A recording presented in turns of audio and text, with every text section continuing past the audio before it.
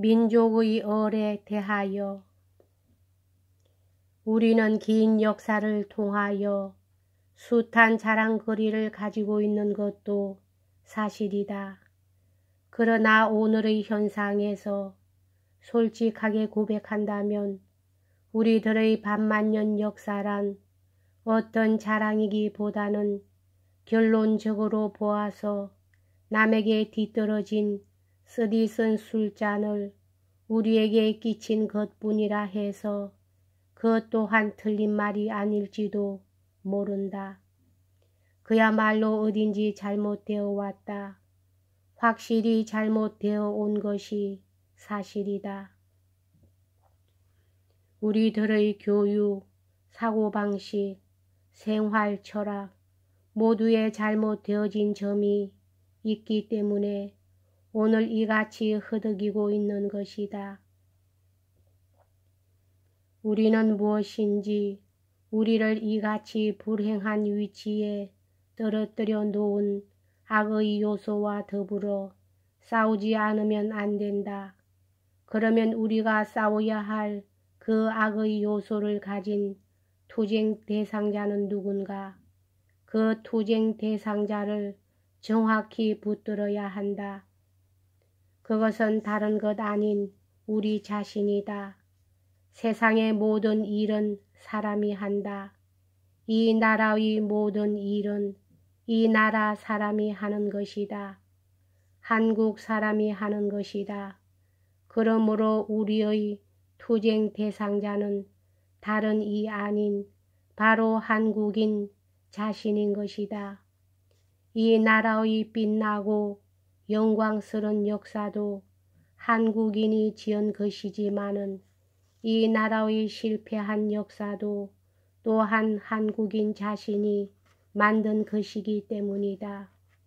그러면 어떤 경우 어떤 성격의 한국 사람이면 성공하는 자랑스러운 역사를 짓고 어떤 경우 어떤 성격의 한국 사람일 때면 실패의 역사를 짓는 것일까?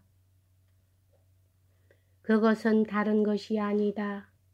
진정한 한국 사람이냐 아니냐 하는 것으로 승패의 역사를 짓는 것이다. 우리가 찾는 것은 한국 사람이다. 진정한 한국 사람이다. 그러므로 우리가 부르짖는 운동은 진정한 한국 사람으로 다시 태어나는 운동이다. 나라 안에 있는 국민이나 나라 밖에 나가 있는 우리 동포들이나 모두가 정신적인 집착을 잃어버린 것이라 하면 얼마나 슬픈 일일까. 설사 우리가 약간의 지식이나 기술을 가졌다 할지라도 그 같은 지식과 기술의 부스러기를 주물럭거리는 것만 가지고 이 커다란 민족 집단이 바로 가는 방향을 찾아서 운행해 갈 수 있는 힘을 얻은 것은 아닌 것이다.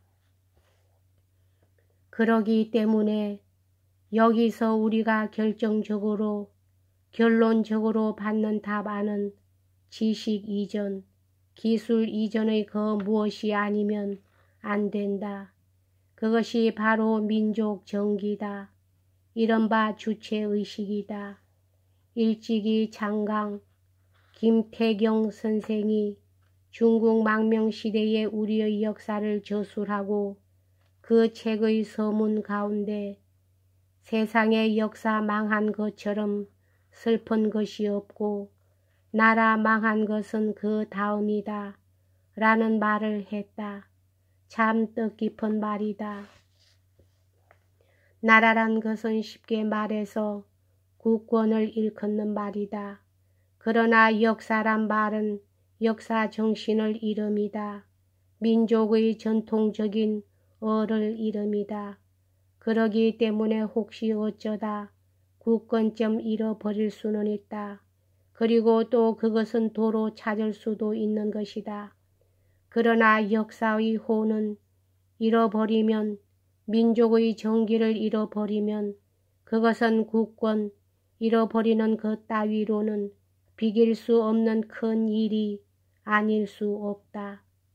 근본이 말살되는 힘의 원천의 말라버리는 일이기 때문에 그것처럼 슬픈 일이 없다 한 것이요.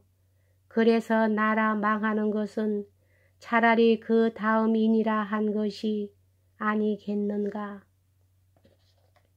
지나간 한때 우리가 나라를 잃어버렸던 것도 그때의 정부가 망한 것이지 민족이 망한 것은 아니었던 것이다. 조정의 대신배들이 조국을 등진 것이지 우리 민족 전체는 의연히 조국과 함께 같이 있었던 것이다. 조국을 가슴속에 품고 있는 것, 그것이 바로 민족 정기요. 그것이 바로 애국인 것이다. 조국이란 다른 것이 아니다. 우리가 가슴속에 간직하고 있는 민족의 그것이 조국이다. 역사의 정신적 전통, 그것이 조국인 것이다. 역사 정신이 망하면 조국이 망하는 것이요. 그 정신이 살아있는 한 조국은 살아있는 것이다. 여기까지 하겠습니다.